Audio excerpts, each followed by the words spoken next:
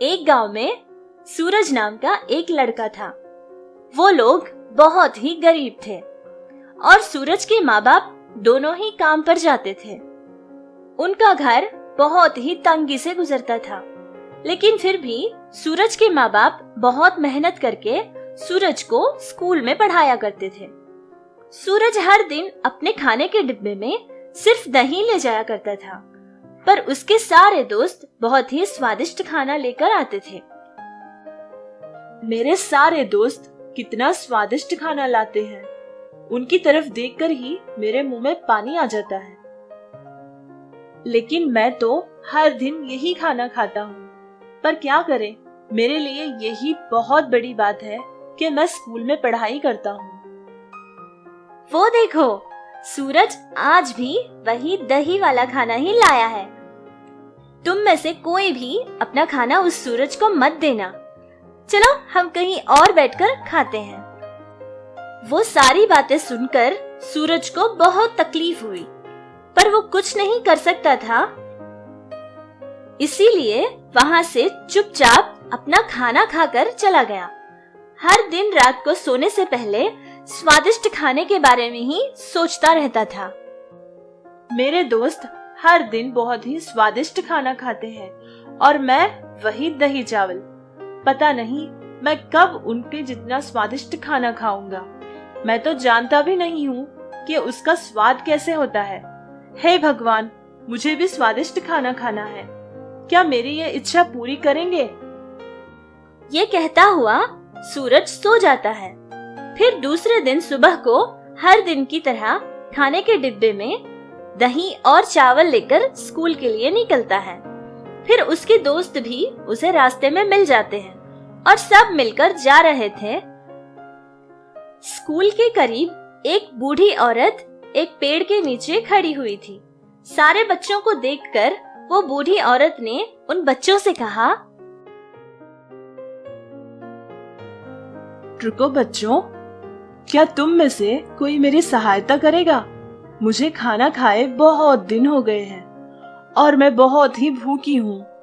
मुझे कुछ खाने के लिए दोगे तो तुम्हें बहुत ही पुण्य मिलेगा। उस बूढ़ी औरत की बात सुनकर सूरज के सारे दोस्त वहां से चुपचाप कोई बात कहे बिना चले गए।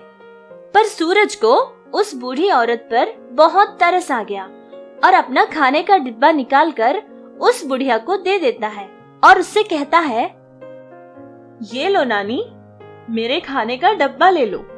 इसमें कोई स्वादिष्ट भोजन तो नहीं है, इसमें सिर्फ दही चावल है। मुझे नहीं पता ये आपको पसंद आएगा भी या नहीं।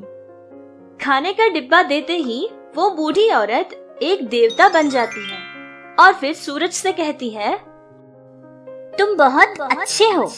तुम्हारे सारे दोस्त मेरी सहायता किए बिना यहाँ से चले गए, लेकिन तुमने अपना सारा खाना मुझे दे दिया। मैं तुम्हें एक जादुई खाने का डिब्बा दूंगी।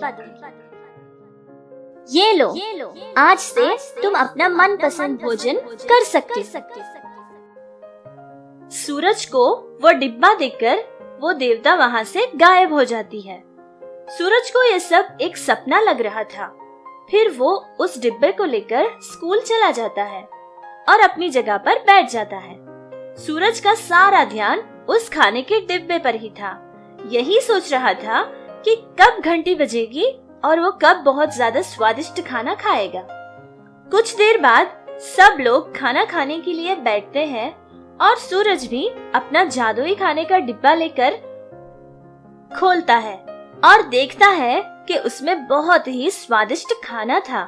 सूरज बहुत खुश हो जाता है और खुशी से खाना खा लेता है और अपने दोस्तों को भी देता है। सूरज का खाना बाकी सारे बच्चों से भी बहुत ज्यादा स्वादिष्ट था। फिर सूरज के सारे दोस्तों को अपनी गलती का एहसास हो जाता है और वो लोग बहुत ज्यादा शर्मिंदा होते हैं। अरे वाह, क्या शानदार खाना था। स्वादिष्ट खाना तो इसे कहते हैं। आज मैं बहुत खुश हूँ। आज ये खाना मैं अपने माँ पापा को भी खिलाऊंगा।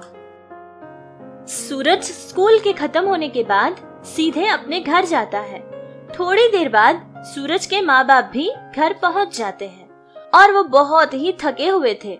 जैसे ही वो खाना खाने के लिए बैठते हैं तो सूरज आकर कहता है, माँ, पापा, रुकिए, आज आप सिर्फ दही नहीं खाएंगे। आज मैं आप दोनों को बहुत ही स्वादिष्ट भोजन खिलाने वाला हूँ। क्या सूरज बेटा, ये तुम क्या कह रहे हो? फिर सूरज अपने माँ बाप को सारी बात बता देता है।